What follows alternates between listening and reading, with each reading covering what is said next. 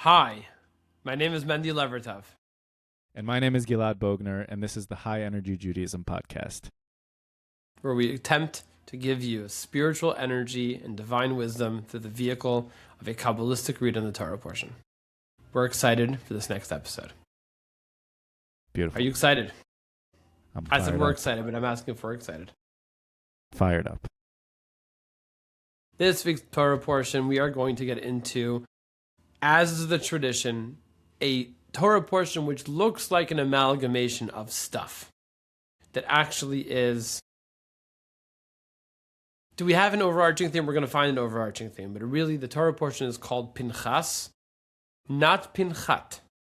Don't Sephardic me and be like, well, it's Pinchat, because in Sephardic, there's, for those who are familiar with the difference between sa and ta, or bet and vet, and you've always heard the difference, but you're not aware of the difference, let me clarify something to you. And that is that there is two general traditions in pronunciation in Judaism, with a small third and fourth tradition. Yemenite Jews and other small niche groups have a kind of little bit of a different pronunciation, but generally speaking, it falls into two general categories: Ashkenazi and Sephardi. Ashkenazi has soft and hard. Some of the consonants are hard and soft. Well, by its Sephardic community, the tradition mostly is to have hard. Difference between a hard consonant and a soft consonant is a hard consonant you can't repeat. You can't hold. You can only repeat. And a soft consonant you can hold, but you don't have to worry about. An example, obviously, is a bet and a vet. Bet, you say it once. B, right? Vet, you can hold. V, as long as you want. Tough, suf. Suf is a s. Tough, once. So Sephardic and Ashkenazi pronunciations, it's kind of this, people say there's the Torah, or there's other things where it's Torah, Beit Knesset, or a base Knesses. So there's a lot of sas that become tas in the Sephardic tradition. However, In the Ashkenazi tradition. The sa becomes ta to Sephardic, and the ta becomes sa to the Ashkenazic, yes. There are, however, some actual S sound letters in the Hebrew alphabet that do never change, because it's not a binary sound, it is a single sound. For example, the samach. So Pinchas is a samach, and therefore it is Parashat Pinchas, even if you're Ashkenazi, or Sephardi, even if you're Sephardi. It's Pinchas. Has this come up in synagogue?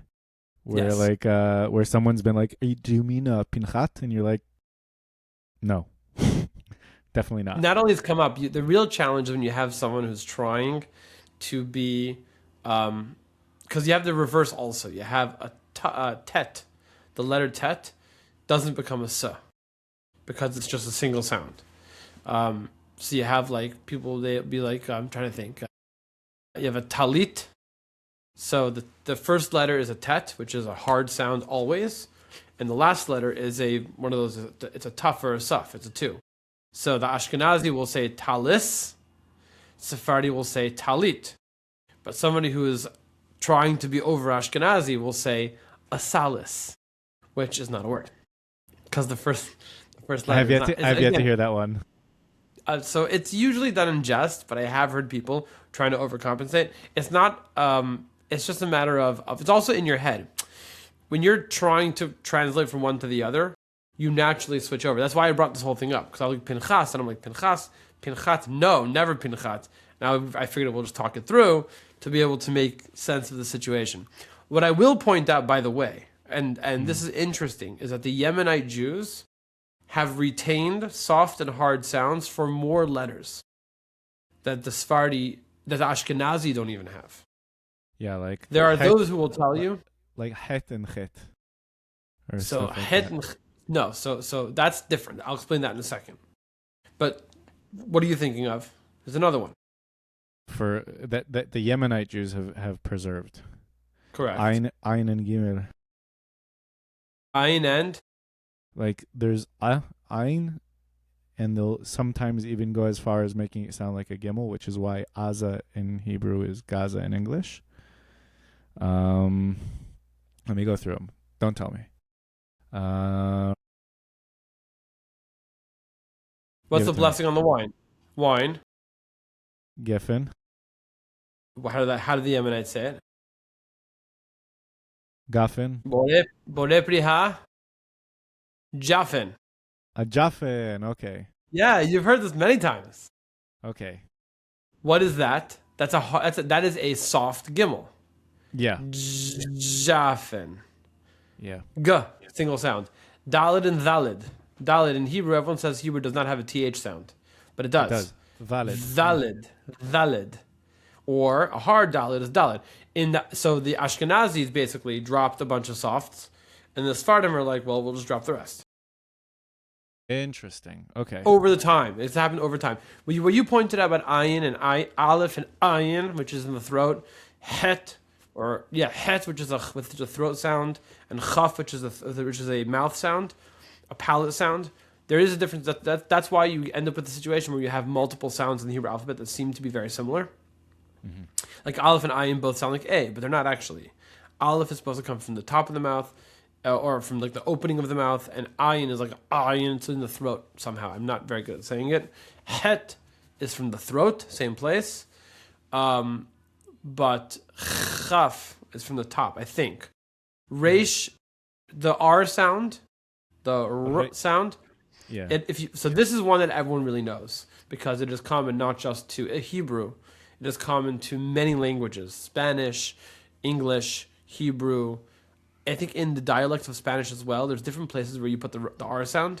There's yeah, some people put it in a r. There's the front of the tongue. There's reish. Back, Yeah. throat-ish a little bit.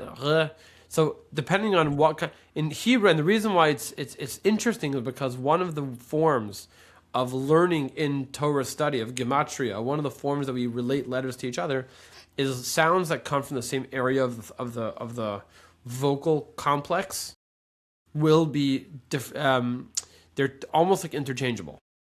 Very cool.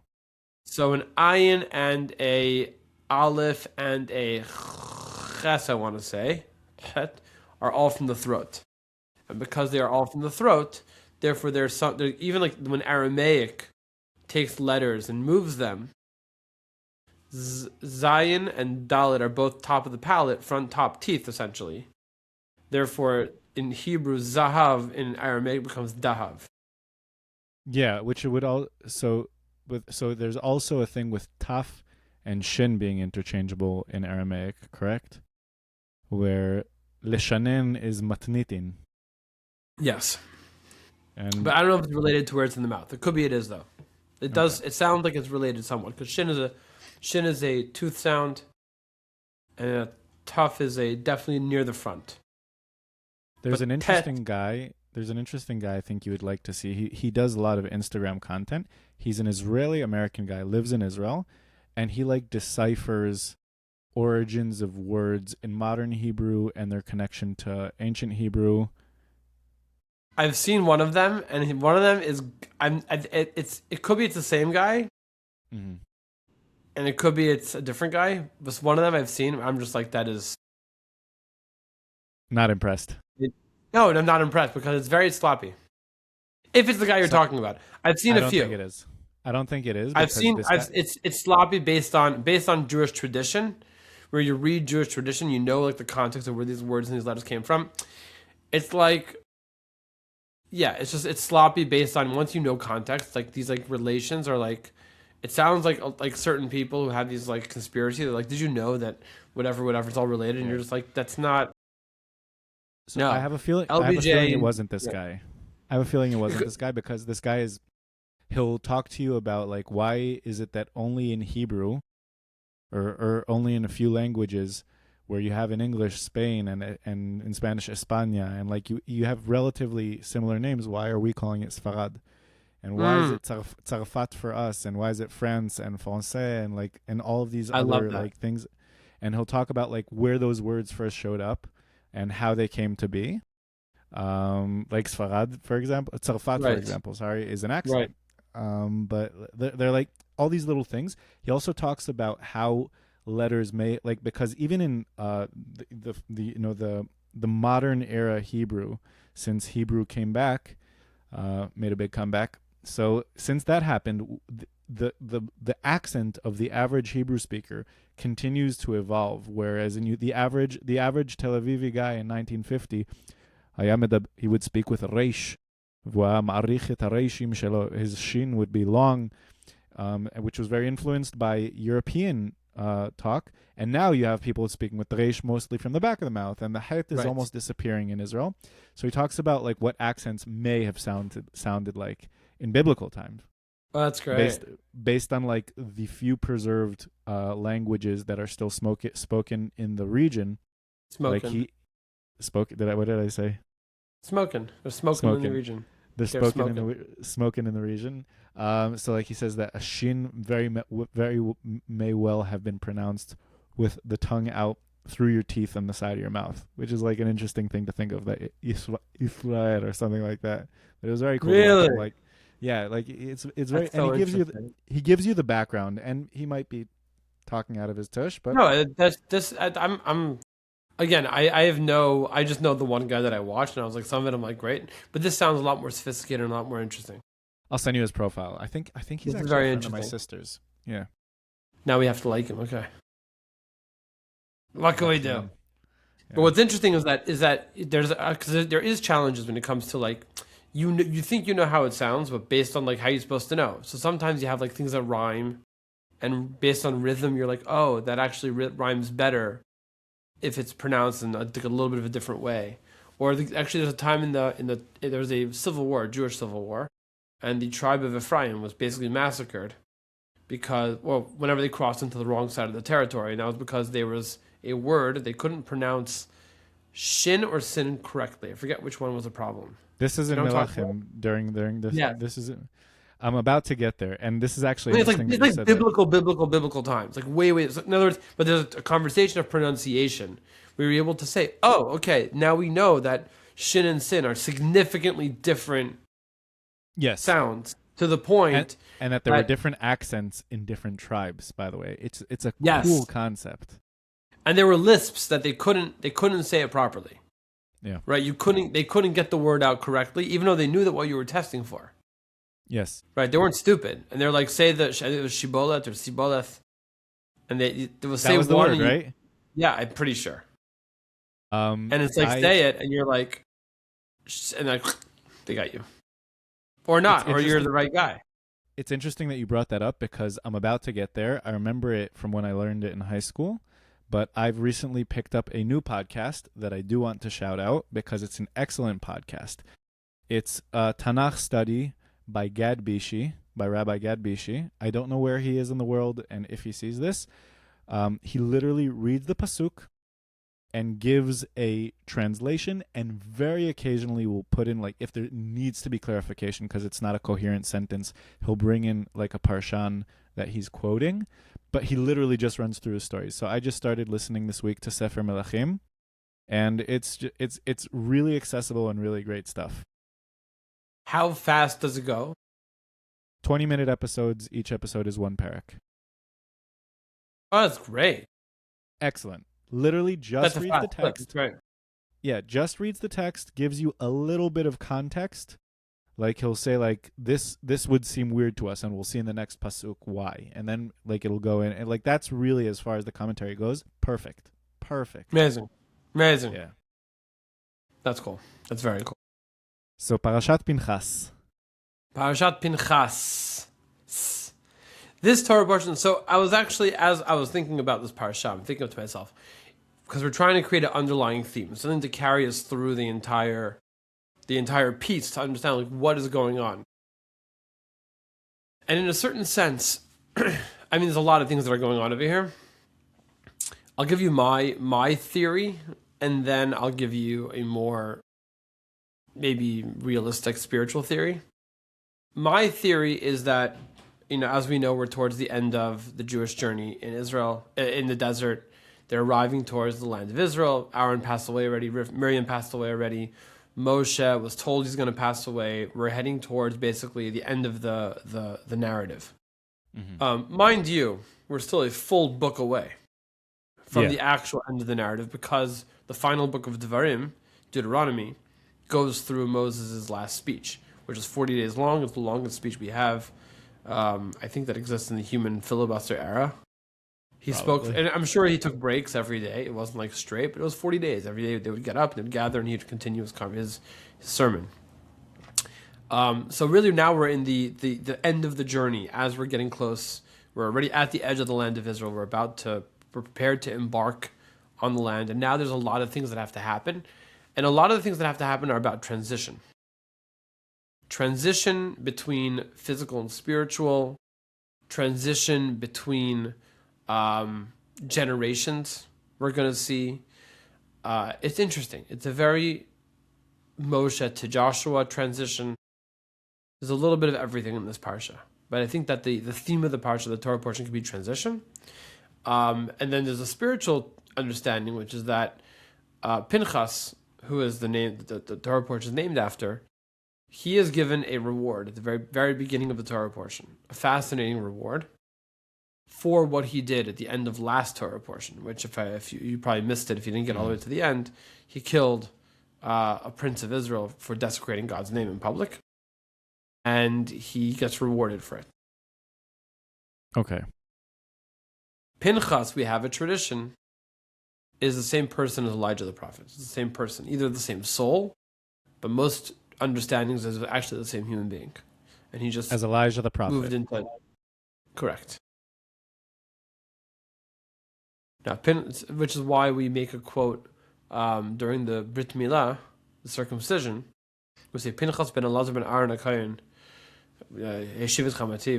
We quote from the very first verse of this week's Torah portion, and the reason we quote that is because there's a tradition that Elijah the prophet, Eliyahu Navi, comes to every single.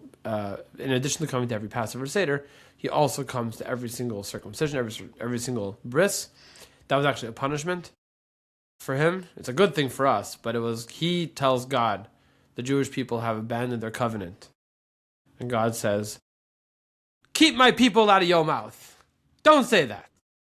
And then he says, you're going to have to go visit every single one of their Brit Milah and to be a witness, to say, yes, I was there and they did it correctly. And he brings with him powerful energy, and we have a celebration. We have a big chair. It's called Kiseh Eliyahu. It's the chair that Elijah the prophet sits on. We put the baby on that chair, and the baby gets a little energy. And then that's one of the reasons why you're traditionally we don't invite people to a bris. We let them know, because if I invited you to a bris and you're like, well, I'm too busy, which is fair because you probably are a busy guy. Too busy to see Eliyahu though. Too busy. Eliyahu dropped everything to come. You can't come? Who's more busy? I like Now, mind you, that's the only thing he's doing. And also, it's different, it's like the spiritual energies. It's not like he could be in more places than one at once. So take it easy. But we don't invite for that reason. Because Eliyahu, he's coming, you can't come. Who do you think you are? God's presence is there. It's a big deal. So we don't invite, we just tell people. Point is, Pinchas, and what is Eliyahu Navi, what is Elijah the prophet's job in the world? So we know that he visits us at the Seder, which is part of this covenant thing. He visits us at the Brit Milah, which is a covenant. And he has a job. What is Elijah the prophet's job? He is the one who's going to come tell us that Mashiach is coming. I'm going to send to you Elijah the prophet to tell you that Mashiach is on his way. He's supposed to come one day before Mashiach comes, which is why when the Talmud says Mashiach can come any day, it asks the question, but Elijah the prophet wasn't here yesterday. So there's two answers. One answer is, how do you know he wasn't in Israel? Maybe he went to the high court in Israel or the Tveria, and he told them. Mm-hmm. And the other answer is, he'll answer the question when he comes. We'll figure it out. We can retroactively. Don't worry about it. It's fine. We'll figure it out.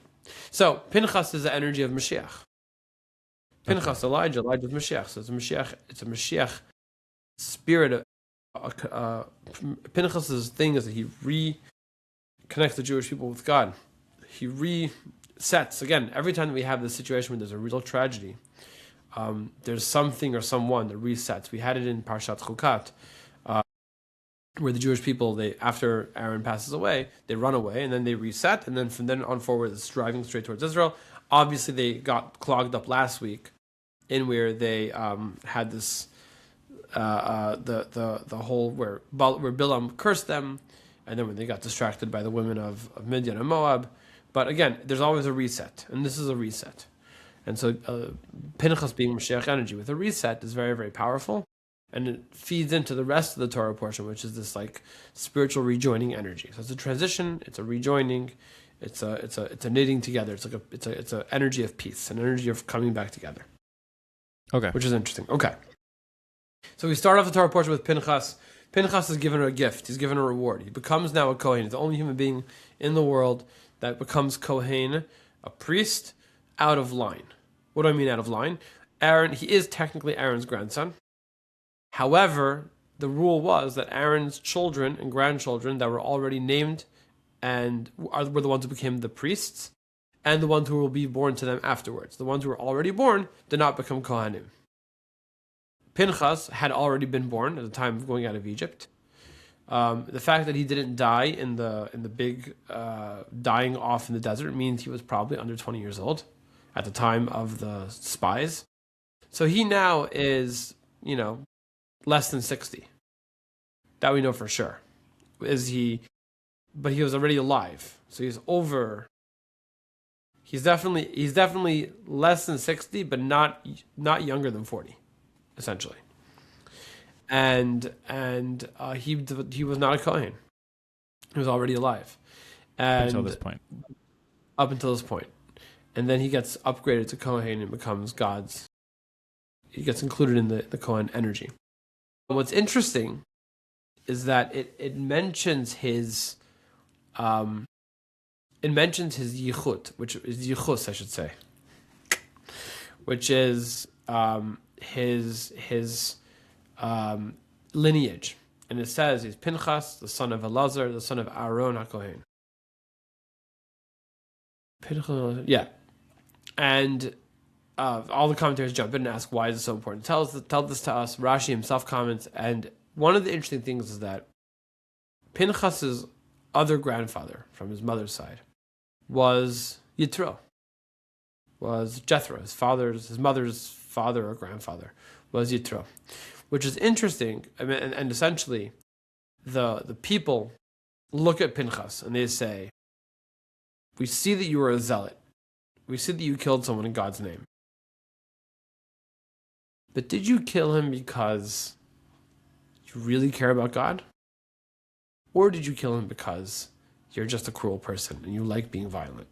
Which is a fascinating question, because I think this is a question we have with anyone who claims to be too pure and too amazing, right? Someone comes out fire blazing, "Oh, this is terrible, this is bad." 90% of the time, you look at that person and you say to yourself, this is just a person who's contentious. This is just a person who loves to get into fights. And so, of course, they're going after a person because they're cranky. Yeah, I feel and like the that's Jewish people said the same thing. Go ahead. Yeah, I feel like I was just talking to a friend about this, but there's something that happens on first dates sometimes, la alenu, where a woman will be like, Baruch Hashem. Baruch Hashem, that she'll be talking about herself for a second. She'll be like, "Well, my flaw is that I'm too honest." And it's like, that's for me, that's a red flag in a way, because it's like, what I hear from that is like, you're not doing too well internally and you're going to do anything in your power to try and drag me down to where you're at. Whereas in someone who is genuinely an excellent communicator and doesn't have a problem telling you when something bothers her, that's not, she doesn't have to state that. And that's just like that idea of, it's like, you being too honest to a fault, and this is like, that's not your genuinity. That's the opposite. That's you looking to take swings at it. That's you trauma dumping and painting it as a pure. You're trauma dumping onto me, essentially. Yes. Which is not of art, as we say. It's not kosher. Well, it's just like it's like someone, you say, "Trust me." What's the biggest red flag in the sales process? Trust me. Now, if it's after like 3 weeks of fighting with the other person, you're just like, just stop it, just trust me, enough. I already told you everything you want to hear. Either you trust me or you don't, and that's the situation. That's different. But if it's the first like 5 minutes, like, you can trust me, it's fine. I'm like, okay, no, I can't. Yeah, no, I can't. Israelis will take it one step further, and they'll go, "Ta'amin li, al ta'amin le'af echad." Believe me, don't trust anyone. But I'm the good guy. Yeah, believe me. So what's the Vart? The Jewish people, with Pinchas, essentially, accuse him exactly of this. They're like, why are you a zealot? You're too cool. You're just an angry person. And the proof of this is that we have your grandfather, your mother's father, or great-grandfather, but it's in your family lineage. We have somebody who was an idol worshiper, and he was well known for fattening calves for slaughter for idols. So he had a cruel, like, force-feeding animals. They should be fatter, so therefore you can offer them as a sacrifice. It's just not a great thing. And so they accuse him of that. So the Torah right away says, just so you know, Pinchas was the most gentle and fuzzy person you could possibly imagine. He was a cozy. And where do we know this? Because he took after his grandfather, Aaron. And we know about Aaron. I think I mentioned it a few pods ago. That Aaron's whole thing was that he brought people back together, and he was very, very with the people. In fact, when Aaron passes away, it says the entire nation weeps his death. Versus Moshe, it only mentions the men explicitly in crying over his passing. I'm sure the women were bothered as well, obviously. But the deep, deep, deep mourning didn't exist with Moshe for the women as much as it did by Aaron. Okay, wow. And so the Torah is saying that Pinchas, you should know, was also fuzzy. And he was also very, very close to the people and a very nice, gentle sweetheart. The fact that he went out with the spear to do what he did is because it was because he also knew what was good and wrong. Yeah. He cared about God's honor. Beautiful. So what's his response? He's like, thank you. He doesn't say anything. That's it. Which is cute, which is nice. I'm opening up my chumash on the side over here so I have the actual text to make sure I'm not missing anything. So Pinchas becomes in charge. What happens immediately after he becomes, not in charge, he becomes Kohen. Immediately after this, we get another counting. This is where we find out how many Jews died in the plague. We find out there's thousands of Jews who died. It's pretty tragic. It's interesting, one of the understandings of why we're doing accounting now is because it's post-plague and it's a big situation. But the more the more psychological answer, the more pragmatic answer is that God tells Moshe, it's like somebody who entrusts people to someone, or sheep to a shepherd. You count them on the way in, you count them on the way out. We're beginning the dial down process. And again, like I said, it's going to take a full book till we actually finish it. But this is the beginning of the narrative at the end of Moses' life. And for this, we begin counting. The previous count was like 30 something years ago at the beginning of the book. 38 years before. Yeah. Yeah. Yeah. It's an end of life. It's an end of life count. Yeah, you're right. This is the third count I think we have in the Torah here, in this book, in Bamidbar. But like I said, this is and here he goes again through all the tribes and all the families. What is interesting is that some of the tribes are missing people, meaning there are families that disappear. When it says that there were 24,000 people who died from the plague in the end of last Torah portion, it seems like the entirety of that number was in the tribe of Shimon. They go from having, I think, 10 families. 1 second. They go from 10 families down to 5. Wow. Okay. Where are we? Five from Binyamin disappear.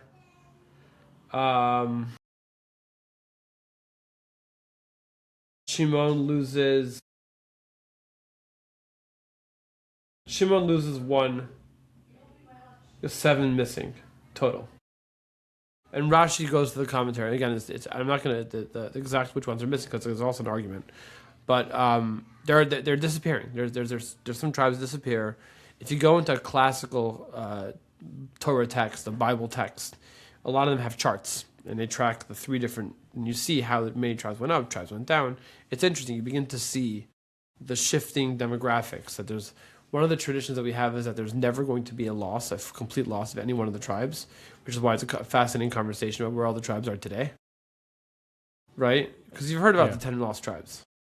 Yes. Where are they? I think we even spoke about this in one of the first podcasts, but there are people who think that like they have an idea about certain Shvatim, the Bnei Menashe from northern India, Shevet Dan in Ethiopia, or also like other ideas about what Ethiopia may have, but people don't know. Right, we don't know. What's interesting is that most people don't know this, and I only know it because I accidentally opened up a Gemara to Sanhedrin where it talks about this, and I didn't realize if you keep going down the page, there's actually 3 more opinions. What happens? I forget what all of them are. One of the opinions is that they came back already in the time of the Persian exile. That they came back.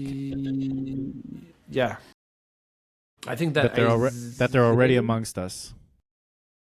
Yeah. Interesting. Which is such a boring opinion, in my opinion. So lame. And also, by the way, we have why stories. wouldn't they know who they are? Correct. Well, if they came back in the time of the Babylonian exile, it was so long ago, then they just blended back into the Jewish people. In the same way that you and I don't know which tribes we are necessarily. Like Cohen and Levi, I believe we do. Yeah. You know what tribe you are? Yeah, Jewish, Yehuda. Big conversation about that. Yehadut. Yehuda can mean Jewish comes from. So first of all, there's 2 things. Number one, it comes from the country. So the Jewish people were exiled from the kingdom of Yehuda, right? And they end up in Persia, and so they were called Yehudim. That's number one. Yes. Doesn't mean that was the tribe. I mean that was the location they're from, the country they're from. Yeah, but the location they were from was because of their nachala. No, as a proud Texan, right? If they were to exile you from Texas to Spain, you would not necessarily be called the Texan. You'd be called the American. Mm-hmm. Right?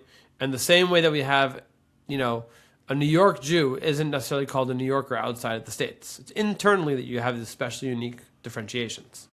Once you're externalized, the country of Yehuda was the one that was 100 years older than the country of Israel. Mm-hmm. And also, I'll remind you that the tribe of the country of Yehuda had 3 tribes inside of it at least. It had most of the Levites and the Kohanim. It had Binyamin and it had Yehuda. So it's 3. So here's my thing. So Ashur exiles the other 10 tribes. Yeah. And what if they come back to the Jewish people while they're in Babylonia? Then I think that they would call themselves Israel and not Yehuda. I think they would call themselves whatever they call themselves. They would call themselves. They just blend right back in. Maybe. But it also in other words, maybe they differentiated themselves. Again, this is one opinion, but maybe they differentiate themselves inside internally. But as they mix and keep going, there wasn't this thing where they didn't marry people from other tribes. Which, by the way, we are going to see in this Torah portion is interesting. It is something that existed for a while. Intertribal marriage. It didn't exist for a long time, and it was broken. I didn't know that. And the place that you see that happen is with the story. It's a very famous story in Tanakh. Pilegesh Bagiva. Pilegesh Bagiva. One of my kids loves to bring it up every now and then. Like, the story with the Pilegesh, and I'm like, not in context. And also, what are you doing? It's like, that is not a Shabbos table story. I don't know if you know that. For those who don't know, Google it.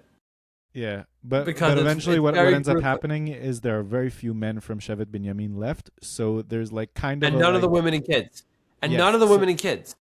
So basically, Am Yisrael decides they want to preserve this tribe and don't not send it into extinction, but they do it in like a kind of way. They're like, we're not going to look, and our women are going to be over there by chance, and you can, we're not going to. Yeah.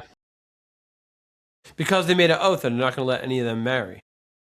They made an oath. We're never going to give any of our kids. Yeah. And they want to break their oath, but they're like, which is funny because, I don't know. It's a very funny story. I love it because it's awesome. But like, is there no way that they could have just annulled their vow? Because there is a concept of annulling a vow. But the truth is, now that I'm thinking about it, annulling a vow, if you do a private vow, you can annul your vow because you make the vow and you can say, oh, I didn't think of these edge cases. And these edge cases really are very important. And had I known and thought about it at the time, then I would never have made this vow. So I made the vow not in my full right mind. That's kind of the core of how annulling a vow goes. But if you make a vow based on the public's knowledge, in other words, you make a public vow and you say, based on what you're thinking, I'm making the vow, not on what I'm thinking, then it doesn't make a difference what you're thinking. It's based on what they're thinking, and they're not supposed to think of edge cases. So there's no way to annul that. And that's what it's called the neder al dat ra'abim. It's a oath made based on the knowledge or the repository of knowledge of the people. Okay. So yeah, but what's interesting of that thing is that up until that point, I think there also was very little intertribal marriage. Yeah. And then they realize that it's very important to keep. Maybe not. Maybe it was just the oath that kept them separate, and that's why they had to do this whole thing. There was actually intertribal marriage. While they were in the desert, there was no intertribal marriage until they finished the first generation going into Israel. Then afterwards, it was permitted. Before that, it wasn't permitted. Okay. And we'll see in a moment where we see that exactly.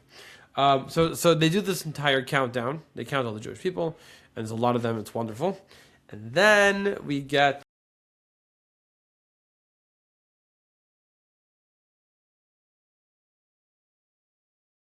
inheritance. Ooh. We get the inheritance. What's the inheritance? So this is where we begin to have the splitting up the land of Israel. Moshe, Yehoshua, Aaron passed away. Sorry, Elazar. They split up the land of Israel into territories. The land of Israel is based on its territories. It's interesting because they had never been in the land. They hadn't been in the land of Israel in a couple hundred years. So they're splitting it up based on what they know. I guess maybe maps. Scouts who went in. Maybe they bought maps. AAA maybe have given them some free maps. I'm sure someone had a subscription. Using Starlink. Starlink. They did. They sent some drones up, and they split up the land of Israel into territories. 13 territories, and they're going to. And they don't do the full. They don't do the full splitting up over here, I don't think. At least when I review the Parashat, it could be I'm going to call that on this. Maybe they did the splitting up now. I'm pretty sure they didn't split it up now. But they do split it up before they go into the land of Israel. And later on, as we'll see, it takes them we'll see when we get to the post 5 books of Moses. It takes them 14 years. Once they get into the land of Israel, it takes them 14 years to conquer and settle the land. And every tribe basically is camping out in the center area of Israel until, as they slowly capture the area that's going to be their forever inheritance, and then they set up shop basically, and this is their land forever. What's interesting is a few things. Number one is the tribe of Levi, the Kohanim, don't get a piece of land. They have 48 cities, and they're also supposed to be in Jerusalem, and they're basically part of. They don't get agricultural They get pardesim. They get like gardens, orchards. Like they can like garden a little bit, house gardens, but real agricultural things they don't have. Each one of the lands have their own special thing that they're very good for. There's a specialty that each land has. For example, Zvulun is a very famous tribe. They were known for being merchants. They got a piece of coast, and that allowed them to be basically they were the import-export crew. Haifa falls within their thing. It's interesting. Other ones had areas. Asher was in an area that was very good, and they had tons and tons of olive trees, and they produced massive amounts of olive oil, and that it's one of the. So a different tribe, different Yehuda has the temple inside of it. Binyamin has the other half of Jerusalem in it. There's different benefits that each one has, and they split it up based on the amount of people that were in the tribe. They split it up based on the value of the land. So if it was big barren pieces of land, that tribe got more. We will see in next week's Torah portion that 2.5 tribes actually say, you know what, give us we will take our inheritance on this side of the land, which is interesting. I wonder if they redrew the map after those tribes decided to take the other side of the Jordan River, or if the command here is just that you will do this when you go into the land of Israel, and they don't actually do any of the actual work until later. They just put it on the calendar and they time block for it and say, we'll get there when we get there, and they don't do it. Therefore, there's no redrawing of the lines. I don't know for sure. If you ask me right now, they never do the lines in the first place. I never seen anywhere where it says, okay, they have to redraw. But then again, I have not read everything. In my mind, they did it later. It also makes sense. And they do a goral. Yeah, it makes sense. And they do a raffle also. So basically, they have each of the tribes was supposed to step up, and they pre-apportion what's going to happen. They're going to be, this tribe gets this piece of land, this piece of land, this tribe gets this piece of land. Each one is like assigned to a different area. And then they put all the names of the different sections in a big bowl, and they put all the names of all the tribes in a big bowl, and each one of the leaders of the tribes stepped up, put his hands, one in each pot, pulls out the two pieces of paper. Turns out the one that says tribe was his tribe, and the one that says the piece of land is the one that they chose that it should really be for him. So it was like a miraculous way of reminding the people and reinstating that it's not just like this natural thing, but it's going to be a spiritually energized thing. This giving of the land to the Jewish people. And there's two interesting pieces here. Number one is, why is the inheritance so important? Is because, remember, this becomes the basis of this concept that people own land. We already mentioned this before, I think in earlier pods, that there's this Jewish idea that people can own land and will own land and should own land. But interestingly enough is that not only does it own the land, like people can own land, but this is the land that reverts back to people. So if a family owns a piece of land, every 50 years by the Yovel, it goes back to them. So it's very important that when they do split up the land, they're like, this is tied to you, and you're tied to it, and it becomes really intertwined with your family's identity. If you have this place that's like 10 minutes out of Jerusalem, that's where your family keeps coming back to. Every 50 years, that piece of land becomes yours again. And maybe you lose your other piece of land that you were living on, and now you have to come back here. It's like your mental identity is really, really tied to this specific piece of dirt, which is fascinating. Yeah. It also, I think it might be, so a lot of people consider Cyrus the Great's Bill of Rights to be the first time that private property is mentioned, where here is almost 1,000 years earlier, and it's already mentioned here. Right. That's great. And what's interesting, what I'm going to add a little Kabbalistic reading over here, is there's two ways, generally speaking, that we talk about. There's not two ways. There's many ways that we talk about how things can be transferred from person to person or place to place. And what we're doing in this Torah portion is we're talking about the way that Israel is transferred over to the people. There's two mechanisms in this section which are different and both powerfully spiritually. Number one, inheritance.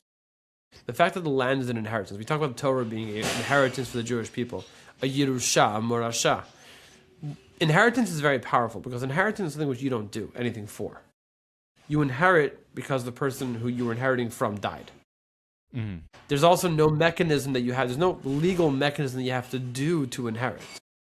Right? They can write a will and it's very nice and beautiful, but really at the end of the day, if someone dies without a will, by Jewish law, their things go to their children.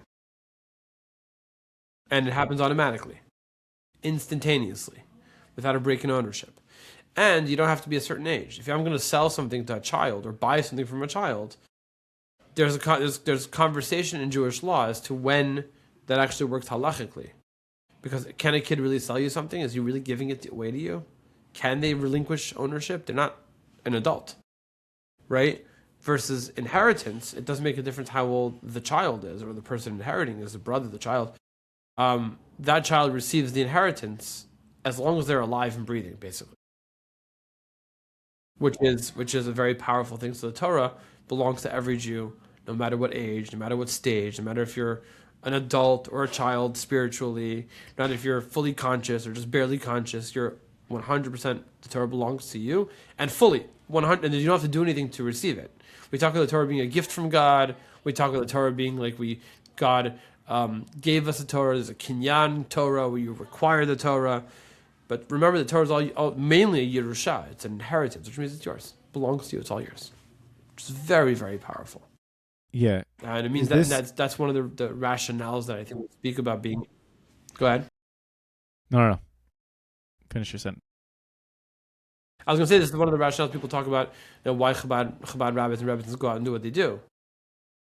And one of the things that we explain is that we believe the Torah belongs to every single Jew, no matter what type of situation they're in, it belongs to them. Our goal is to let them taste the sweetness of the Torah and the sweetness of Jewish spirituality.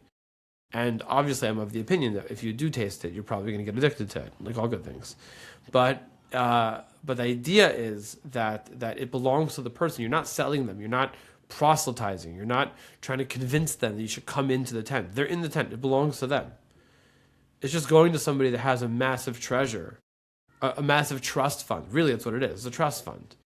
And you're telling the person, you're tapping them on the shoulder and saying, by the way, do you know that you have a trust fund? And when they're like, what's a trust fund? You have trust in me? It's like, no, you have access to wealth and you have access to, what do I do? How do I do that? Oh, here, let me download the app with you. Let me show you how to log in. This is your trustee's number. This is their cell phone number. Call them. Tell them that you're ready to take the funds. You're ready to activate it. Oh, what does that mean? Let me show you. How do we be responsible about it? Let me show you. That's really what it is. The whole Chabad Rabbi Rebbetzin thing is you have a Torah. It's written in English. It belongs to you. It unlocks all the good things that you need in your life, whether it's spiritual energies or just pragmatic, how to live life energies and ideas and concepts. It's all there. There's music, there's energy, there's community, there's family and friends. There's so much in there. And it all belongs to you. Here's who you call. This is how you do it. It's not complicated. That's the Yerusha. I love that. It's beautiful. Is this the parasha where? Yeah. Is this the parasha where Bnot Tzlofchad come and are like, wait a second? That's exactly. First act of feminism. The fourth.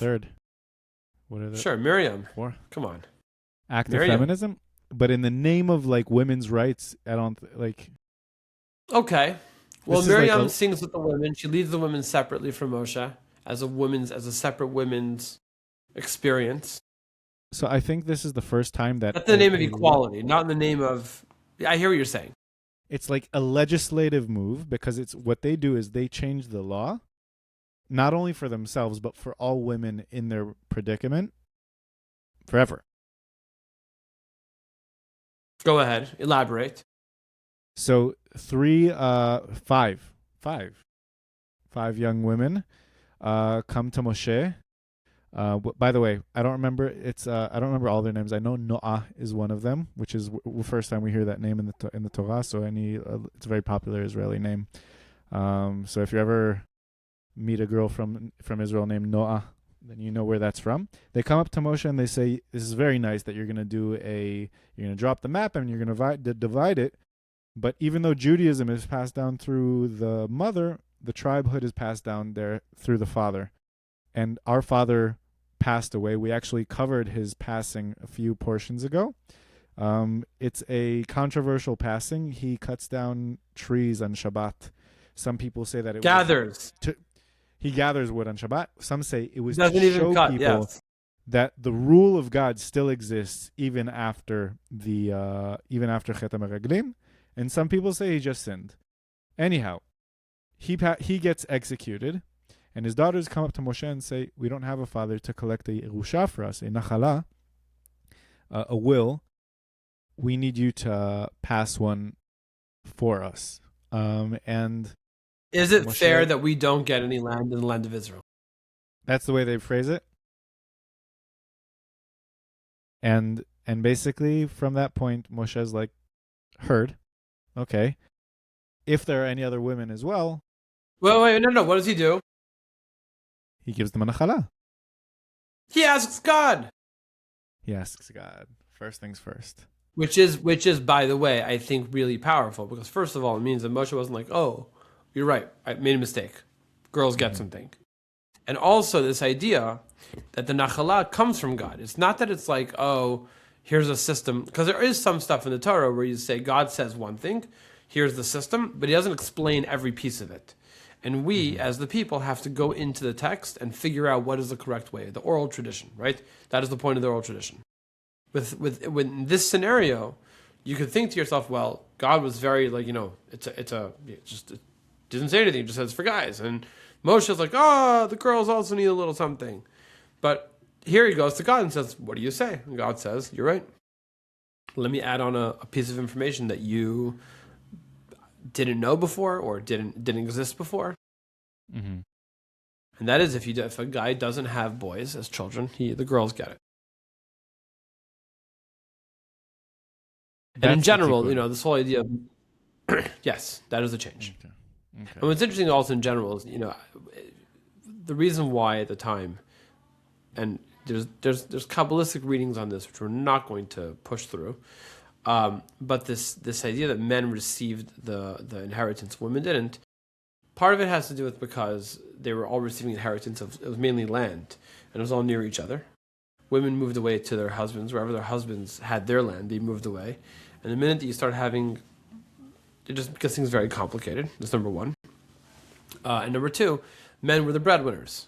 And so it was, as we say, a little bit patriarchal society in the sense that the one who had to go out and provide for the financials of the family was the men. So these kind of things, these business-oriented stuff, only went to the men, not to the women. Again, unless there was only girls in the family, in which case it did go to the girls. What's interesting is that in this first generation, there was a instruction that they should all marry people within their own tribe. So at least in the first generation, when they all get the pieces of land, even though these girls were getting a piece of land, theoretically they could have married anybody, but if they were to marry anyone from the other tribes, then their land would now move over to somebody else's tribe. Because they received this inheritance, and they married someone from Yehuda, and now Yehuda has 3 pieces of land in the middle of Menashe's tribe. Very cool. And so the instruction for this generation was marry within your tribe. Okay. Just to establish that is what changes to establish the thing. And again, I don't remember offhand, and I thought about this earlier and I didn't look it up properly. I don't remember if this imperative of marry to your own tribe lasted until Binyamin, until the story of Pilegesh, or if it stopped beforehand, and the reason why Pilegesh was such a big deal is because they made the oath, right? I think there's 2 understandings. There was, for a period of time, there was this tradition, not a mitzvah, because the mitzvah is only the first generation, but there's a tradition to marry within your own tribe. And then as time progressed, and again, I don't know if that was there was a thing in Israel. I mean, until today, there's a little bit of a thing where it's Sephardim marry Sephardim, and Ashkenazim marry Ashkenazim. It's dying out. It's dying out, though, for sure. Massively dying out, and it's a good thing. There's no. When you said that they had taken an oath not to marry their women to Shevet Binyamin, that alone feels to me as if there was a case where there was intertribal marriage. Because if it wasn't going to happen anyway, and they were instructed not to, then why would they need to take an oath that their women wouldn't marry into Shevet Binyamin? Right. Well, it could be just because they're angry. It wouldn't be the first time that there's an oath made on top of, the reality is reality, and there's an oath made to really reinforce the fact that we hate you. Okay, I'm happy with that. Interesting. So so these girls get it changed. Benot Tzlafcha, they get it changed. The 5 of them. In Kabbalah, we get into why is it 5? Why Menashe? Anyways, we're going to leave. We're going to leave all of this. We're going to leave all of that? You can't leave us on the edge of our seats like that. Of course we can. Of course we can. You have to. Gvura. Okay. 5. Gvura.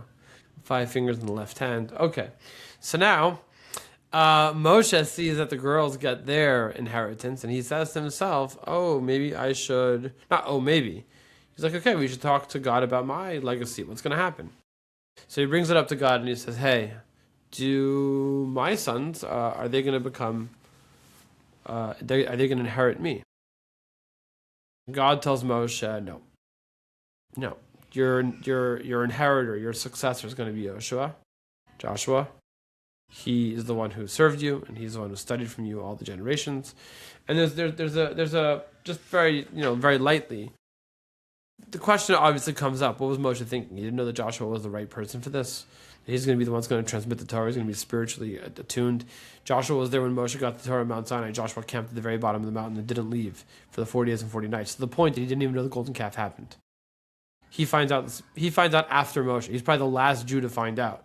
Because Moshe comes down from the mountain, he already knew from God that there's something going on. He already knew what happened. He knew that there was a serving of a golden calf because he already argued with God against killing the Jews for it. So he knew. He comes down the mountain. Moshe comes down the mountain. He meets Joshua at the very bottom. And he says, "What's going on at the camp? I hear noise." And Joshua, Don't know. see, he's like, "I don't know. I hear noise." And he's like, "Do you hear that noise?" He's like, "Yeah, I hear that noise. Sounds like there's a war going on. I think people are there's a fight." And think about it. Joshua didn't go there to see he wasn't worried that they're going to come attack him. He didn't go check it out just to see what's happening. No, he's in the tent. He's waiting for Moshe. It's like, there's a war happening. He thinks there's a war, obviously. You're like, "Hello? Is everything okay? You want to check on your parents?" He's busy. He's learning Torah. He's busy. Okay. So Moshe's like, "My friend, it doesn't sound like winners or losers. There's no battle cries. It sounds like there's some sort of a party going on, and I don't like the DJ. So let's go see what's going on." And that is when they go and destroy. So Yoshua is literally the last person to find out about the golden calf. So Moshe obviously knew who he was. He worked with him he took care of him every single day. They studied together every single day. He was like his right hand person. But what's interesting, one of the commentaries that is given is that Moshe actually was thinking to split the roles of the leadership of the Jewish people. There's going to be a spiritual leader, there's going to be a political leader, there's going to be someone administrator, like a king, a political person. There's going to be a Navi and a prophet who brings down God's word and teaches the Torah to the Jewish people. Yehoshua is obviously the spiritual leader and the manhig, the leader of the Jewish people in that sense. Maybe one of my sons could be the king, or be the spiritual, in Israel you have president and prime minister, which is not a great approximation of it, but something along those lines of one person is the spiritual leader, one person is a pragmatic leader, and God tells him, no, the same way that you were the single leader, Jewish people also, generally speaking, we try, if we have the right type of people in charge, we would like the idea that we don't separate between the different roles, because the Jewish people are integrated spiritual energy. And it makes sense that a Jewish people, even though they have political needs and pragmatic needs and military needs, also at the same time, they have spiritual and godly needs that are much more powerful, and we want the same person to do both, because that is the right thing. That is the godly way to do it. Okay. That is the whole way to do it. And so therefore, Yoshua is meant to be the one in charge. And what is the exact again, this is beautiful because it speaks about what is the role of a Moshe? What is the role of a king? What is the role of a spiritual leader? He should go out in front of them. He should bring them in and take them out. He should shepherd them. And he should be a shepherd for the flock. Moshe asks, don't let the sheep be like a flock without a shepherd. It's beautiful poetry. Beautiful. And Hashem says, lean your hands on Yoshua bin Nun, your servant, and you're going to make him the one that's going to take you over. What's interesting is we mentioned here the idea of the Urim v'Tumim, the idea of asking God's oracle, breastplate, for answers. And we see later on in prophets, we see a few times where the Jews ask God by the Urim v'Tumim. They ask, should we go to war? Should we not go to war? Should we, these major national questions, which, by the way, as we go through life and history in America, we see, and in Israel, we see why it's so important. It'd be very nice if we had an answer. Go to war, don't go to war. Do the campaign or don't do the campaign. It would be wonderful. But anyways, I digress. So there's a process where the Kohen, the priest, stands in front of the ark, and the person asking God for the answer king or the messenger of the king stands behind the priest, a few feet behind the priest, and he whispers the question like a prayer.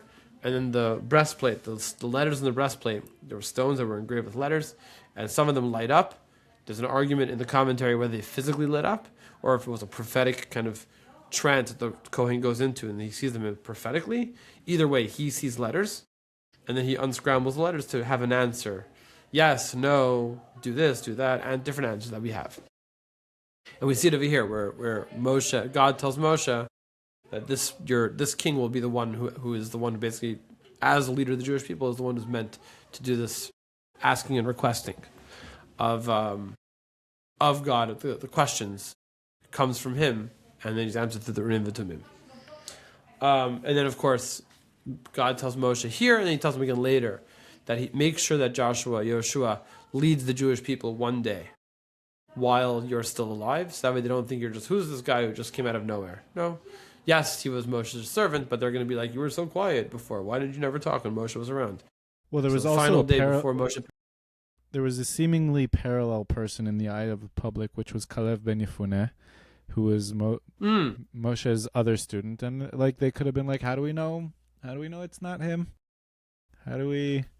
Correct. Yeah. Correct.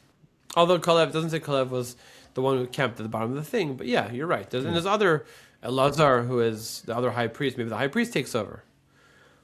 And you see it throughout history, by the way, a lot of times. You have times that there was you have times that the spiritual leadership of the Jewish people was the King David. You have times when the spiritual leadership of the Jewish people was like Hillel, the Nasi of the high court, and there was kings. There were Jewish kings that were alive, then they were not anywhere near his spiritual stature. And you have times and you have prophets, and you have this idea of having multiple different leadership positions within the Jewish people at the same time, almost like a separation of powers, if you will, existed throughout Jewish history. It wasn't, it's not only that America invented it. You have a high priest, you have a prophet, you have the Jewish leader, and you have a king. You have the Jewish legislative leader, and you have a king. And it could be that sometimes you have multiple roles combined in one individual, but you could have up to 4 heads of the Jewish people simultaneously, which is interesting. 100%. And then Moshe sets him up. He puts both. God says, "Put your hand on him and bless him with your light." And Moshe puts 2 hands on him, which is a symbolic thing. Just to be sure, I'm going to double it up. I'm going to give as much of my. I want my successor to be more successful than me, basically, which is true leadership. And then from this point forward, the Torah portion essentially. It's the readings of the Musafim. Musafim meaning sacrifices that are add-ons, correct? Meaning that in the temple, it starts off with the daily sacrifice. That there is a daily sacrifice that happens every single day in the temple, once in the morning, once in the afternoon. This is the reason why the Jewish people, till this very day, have 2 primary major prayers. We have a morning prayer and an evening prayer. We also have a night prayer because those extras of the sacrifice would be offered in the temple in the night. But every day there's a mitzvah to do one morning and one afternoon sacrifice, and therefore the Jewish people, till this very day, do a morning prayer and an afternoon prayer. Shacharit, Tamid Shal Shacharit, Tamid Shal Ben Arbaim. And it's mentioned this Torah portion, that's the next thing that it moves into. It's like, okay, Joshua's in charge. So we're going to offer sacrifices, and the sacrifices go like this. It literally is just next chapter. Yeah. But it's in the theme again of the sacrifices is bringing, and we can talk about animal sacrifice and why it's so powerful and important, but from a very basic perspective, animal sacrifice, the goal of it is to elevate the physical world. Take physical things and burn them, make them holy and close to God. Which is why today, spiritually, we consider our dining room table to be what we call that our shulchan, our mizbeach. Mizbeach, yeah. That's our altar, right? Shulchan domel mizbeach. Well, the reason why probably your parents, and definitely my parents, would be like, don't sit on the table, don't sit on the table. Why? Shulchan domel mizbeach. It's holy, it's a holy place. You're like, what is holy about it? We eat dinner here. But that's the idea. Why are you eating food? You're not eating food because you're hungry. You're eating food because you're going to elevate it. It used to be that we took an animal, put it on the altar, and we burned it for God. Today, you take the animal, you put it on your table, you eat it, and you, as a human spiritual energy converter, you take physical calories and turn that into Torah study. You take physical calories and turn that into helping other people, into brainstorming, into creating music, into creating poetry, into creating things that elevate the world. That's why your mizbeach, your table is your mizbeach. The holy place. It's the transformer. Because you're taking a physical thing and repurposing it towards spiritual energy. Whether your spiritual energy is spent, like you said, making music or teaching Torah or, all the above. Or helping people. Yeah, or giving to the or correct, or acting ethically in business, or acting good and kind to your family and to your friends. Like it's not one. There's 613 channels of, but really it's more like 70 or 80 channels in the general average day that you are able to do good things and be holy things and elevate. And it's every single thing that we do with the intention of being coming closer to God and making the world closer to God. That is the energy that we ingest. That then fuels that is the transforming of physical molecular power into spiritual energetic power. Okay, very nice. So, and by the way, that's the reason why we put salt on our table. We dip our bread in salt. Why do we dip our bread in salt? Because in the temple they put salt on every single sacrifice. Therefore, when we eat bread and we eat food, specifically bread, because bread is considered the food, classical food, we dip our bread in salt. Not only on Shabbat. People think that's only on Shabbat you dip your bread. No. Every single time that you eat bread, you wash your hands for hamotzi, you dip your bread in salt, and you make birkat at the end. Birkat Hamazon. Because you're elevating it. I didn't realize that's why the salt was. I thought the salt was like a tradition that's like associated with wealth. Very cool. Because salt used to be a currency. Maybe. Yeah, salt. Like it's the most needed mineral in the human body, and it was also like highly traded.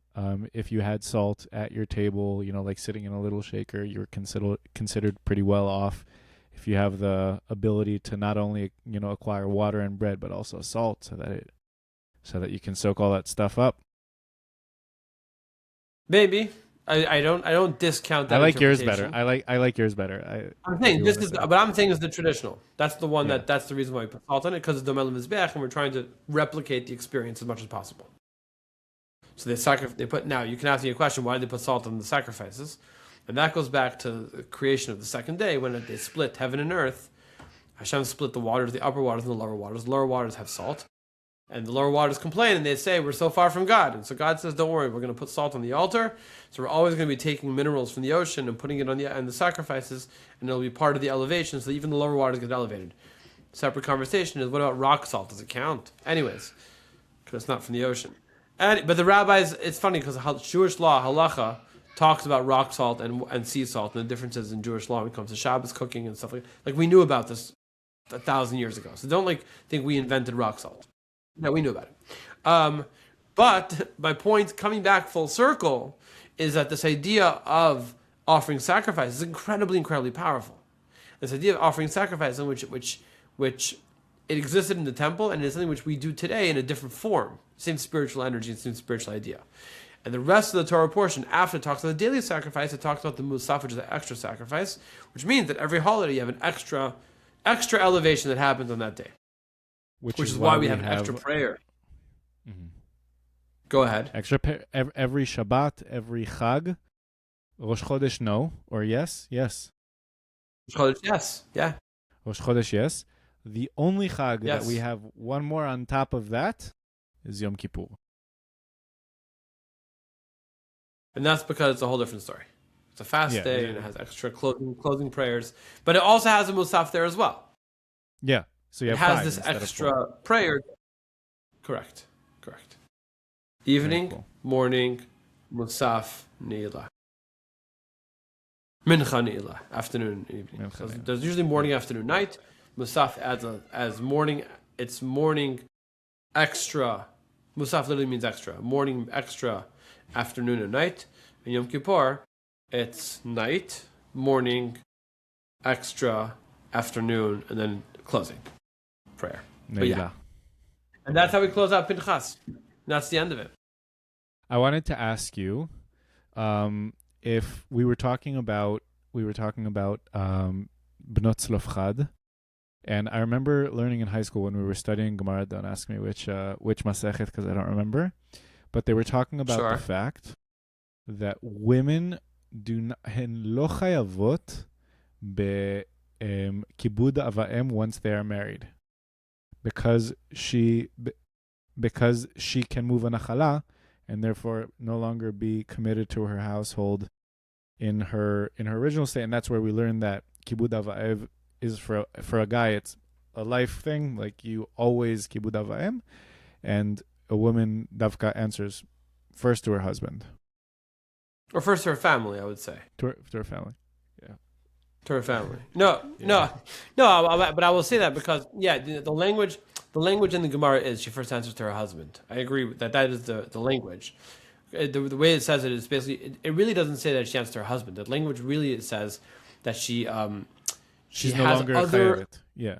She has other responsibilities upon her, other people's responsibilities upon her. It's like the real language of it, which if you read in a very primitive way of reading it, you're like, she has her husband's dominance over her, right? Yeah. But I think you read it, it's not so much her husband's dominance, even though if you're that kind of a person, good luck to you. Very nice. I'm happy to hear that. I'm not judging at all either. But I think the simple way to read that is that she has the responsibility of her family. Her family's responsibility lays on her. And we see this pragmatically. I know this in a lot of people's marriages, that at the end of the day, the family running and the family orientation primarily rests on the wife. And again, there are exceptions. Good to them. Mazel tov. Generally speaking, the woman is the one who runs the household and the house. And for a guy to get away for a couple of hours in an afternoon, if his family needs him, if his father's mother needs him, it's difficult, not impossible. Compared to if a woman has to get away in the afternoon, it's much more complex for a variety of pragmatic obvious reasons. Very much so.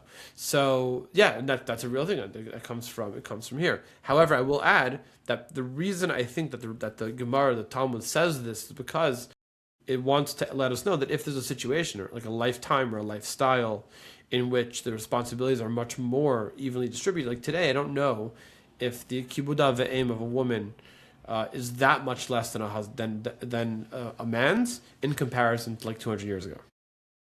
Right?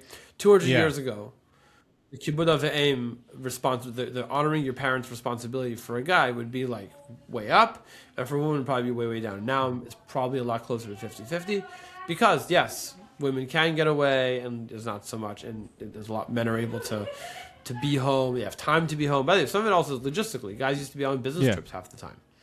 Like, pragmatically as well. We're in a dual breadwinner society, we're a dual household society. People are holding the household together. Yeah, there's a lot less. Not necessarily you have to be at home the whole time, depending on how old your children are. If you have children, if it's a couple, if you're single. If you're single, a woman as single with one, or married with no children yet, or maybe all the kids grew up, like in that type of situation, are we even able to say that the responsibilities are of Kibud Ve'em are now resting primarily on her brothers and not on herself? I don't even know if that'd be true. Yeah. Okay. It's very much pragmatic, which is interesting. Which is very interesting. What's interesting about the Malka, so you mentioned the name was Noah, Malka, Chagla, Tirza, pretty sure, and Milka. The five of them, the Torah changes up the order of the girls. So that we should know they were all equally smart, all equally beautiful, all equally intelligent, and we have no choice but to write them all in order, because there's no way to write a list of names without creating some sort of order. But really, they're all amazing and beautiful. Parashat Pinchas? Which is very cool. But and this, my friend, is Parashat Pinchas.